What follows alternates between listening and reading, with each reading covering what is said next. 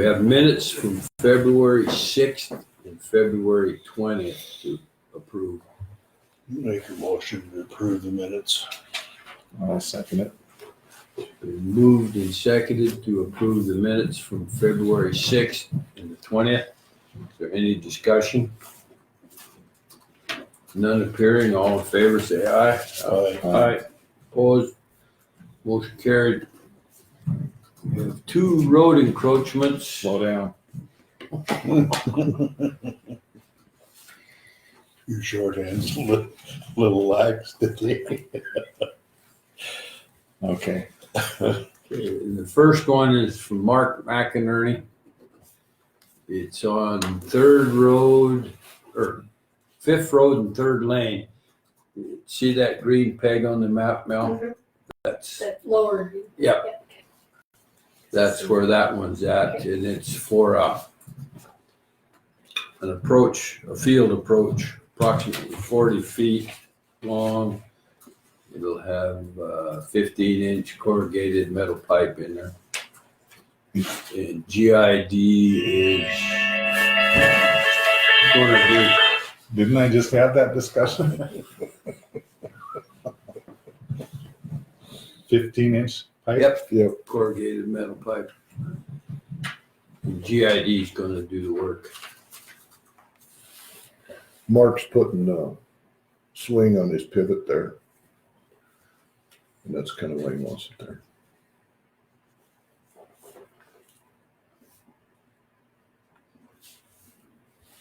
I would move to approve that road encroachment. No, second. It's been moved and seconded to approve road encroachment for Mark McInerney. Any further discussion? I would just add that Alan's looked at it and approved it. All in favor, say aye. Aye. Opposed, motion carried. Then we have one from Diamond 4D. And it's on the South Bellevue what he wants to do is double up cattle guards. You'll put 2 of them side by side. And then the buffalo supposedly won't jump 2 of them.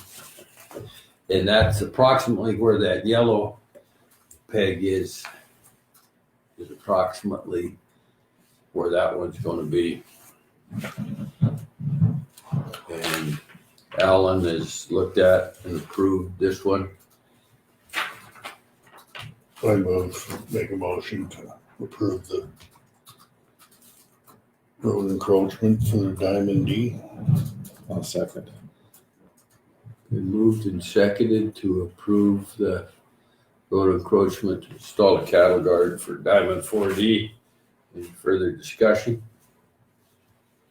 None appearing. All in favor, say aye. Aye. Aye. Opposed? Motion carried. And then I believe at the tail end of last meeting, I mentioned that the Conservation District is requested a letter of support for their watershed management grant. We went ahead and did that. Would you like a copy of that letter? Yep. So I guess we probably should. I will move to approve the letter of support for the Conservation District. Second. It's been moved and seconded to approve this letter of support for the Conservation District's grant application. Any further discussion? None appearing. All in favor, say aye. Aye. Opposed? Motion carried. Then we have a contract amendment for the Health Department and DPHHS. And it's, the amount has been increased from $132,039 to $137,402.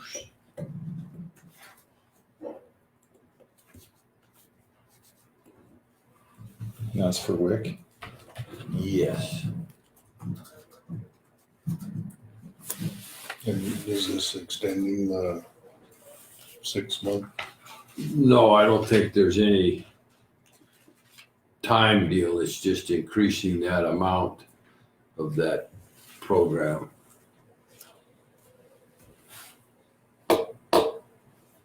Not that I see any. I would move to approve that. Second. Been moved and seconded to approve the contract amendment for the WIC program. Is there any further discussion? None appearing, all in favor say aye. Aye. Motion carried. We have another list of equipment that the road department and the county planner would like to declare surplus, so we can update some other equipment. There's two 2000 Sterling dump trucks. 2000 Sterling Yeah, that's dump trucks, okay? that's the brand. One 2004 Freightliner semi-tractor. 2001 Western Star semi-tractor. One natural gas fired generator, electrical generator that was in the old road shop. It was there in case the power went off, they could run their overhead doors. And there's some other assorted miscellaneous stuff. And then the planner has an 89 Chevy S10 four-wheel drive, that little pickup that he used to run around and do the signs. He's going to sell that, and he's going to, the sheriff department, their old corner wagon, he's going to use that. It's be an upgrade for Paul. And that's everything that's on this list.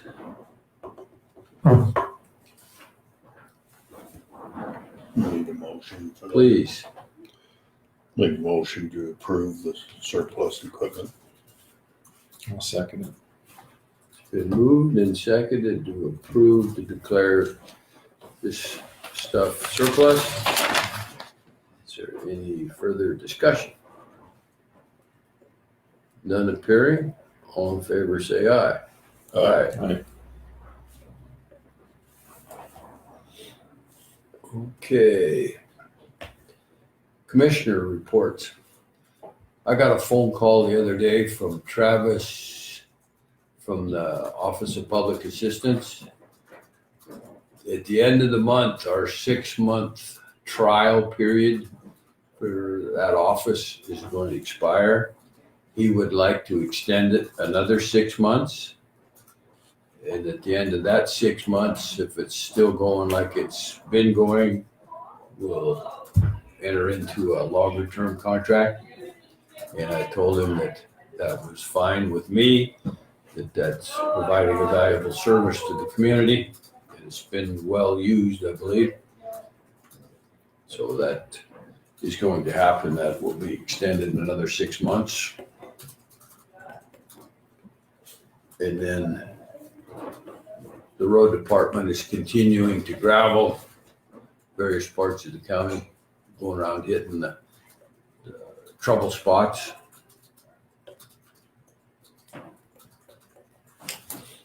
You two gentlemen have anything? I'm writing as fast as I can. You have another. Whoa, come on in.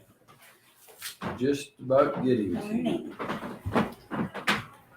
I've been on the phone all morning, so I had to pull over. I'm sorry. Morning.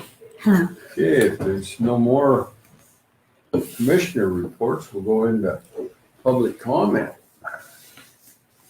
And I believe Sarah had some stuff to enlighten us with? I do. Our annual meeting's going to be in Fairfield on the 25th. I'm just reiterating that to everyone. There will be press releases and things going out on that. Our Brownfields program is really getting going and moving forward. I'm going to try to catch up with Chuck Klavick today so that we can talk about the ski hill and what we have to do with that. I have been working with Power, Water, and Sewer District extensively. Because of the way everything is framed for grant administration, I'm sorry, we're going to have to send it out. The funders are, even though it's broken out into different agencies and things, they're seeing that. So I will work with Paula on that.